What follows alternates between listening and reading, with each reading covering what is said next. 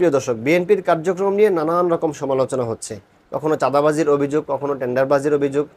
আবার বিএনপির মহাসচিবের বেশ কয়েকটি বক্তব্য নিয়ে সারা দেশের মধ্যেই একটি উত্তেজনা সৃষ্টি হয়েছে।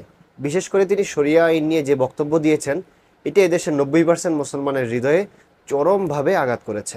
তবে আমি আজকে আপনাদেরকে মির্জা ফখরুল ইসলাম আলমগীর সাহেবের একটি বক্তব্য শোনাতে চাই। এই বক্তব্যটি আমাদের অবশ্যই শোনা উচিত। এই বক্তব্যটি শুনে তারপর কিছু মন্তব্য করব। প্রফেসর ইউনূস সাহেব যে কমিশনটা গঠন করেছিলেন, সেই কমিশন গঠন করার সময় তিনি বাংলাদেশের যে, আবারই বলি আপনি, যে বাংলাদেশের যে কালচার, বাংলাদেশের মানুষের যে চিন্তা ভাবনা, এগুলো চিন্তা করা উচিত ছিল। বাংলাদেশটা রাতারাতি আপনার সুইডেন, ডেনমার্ক, নরওয়ে হয়ে যাবে না, তাই না? বাংলাদেশকে বাংলাদেশে যা আছে তাই নিয়ে চলতে হবে।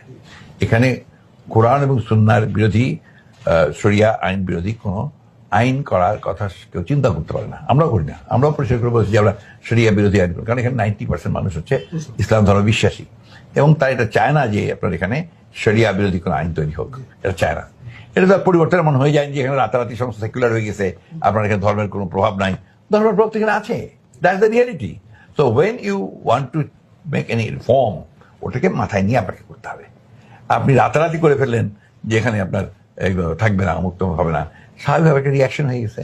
এখন উচিত ছিল ওই কমিটির মধ্যে কিছু ইসলামিক স্কলারকে রাখা। প্রোগ্রেসিভ ইসলামিক স্কলার যদি রাখতো, তাহলে আপনার এই বিষয়গুলো এইভাবে আসতো না। আলোচনাটা ঠিক এই জায়গায়। মির্জা ফখরুল ইসলাম আলমগীর সাহেব তিনি যে বিষয়টা বোঝাতে চেয়েছেন, সেটি হচ্ছে ডক্টর ইউনূসের যে কমিশন রয়েছে, সংস্কার কমিশন বলেন, ঐক্যমত্য কমিশন বলেন, এখানে ইসলামিক কোনো স্কলারকে রাখা হয় নাই। ইসলামিক স্কলারদেরকে না রাখার কারণে ডক্টর ইউনূস কিছু জায়গায় সমালোচিত হয়ে গিয়েছেন। বিশেষ করে নারী কমিশন নিয়ে ওনার যে উচ্ছ্বাস এবং যে আলোচনা, এটি চরমভাবে এদেশের মানুষের হৃদয়ে আঘাত করেছে এবং তিনি বেশ অপমানিত হয়েছেন। এই ইন্টারিম গভর্নমেন্ট সবচেয়ে বেশি সমালোচিত হয়েছে এই জায়গায়, এবং এই সরকারের এটা জানা উচিত ছিল যে তাদের সবচেয়ে বড় শক্তি এদেশের ইসলামপন্থীরা। ইসলামপন্থীরা এই সরকার থেকে দূরে সরে গিয়েছে এই নারী কমিশনের মাধ্যমে। দ্বিতীয় যে বিষয়টা দেখেন, ঢাকায় জাতিসংঘের এই অফিস করা নিয়ে বাংলাদেশের চরম একটি ক্ষোভ প্রকাশ করেছে বাংলাদেশের সমস্ত ইসলামিক রাজনৈতিক দল।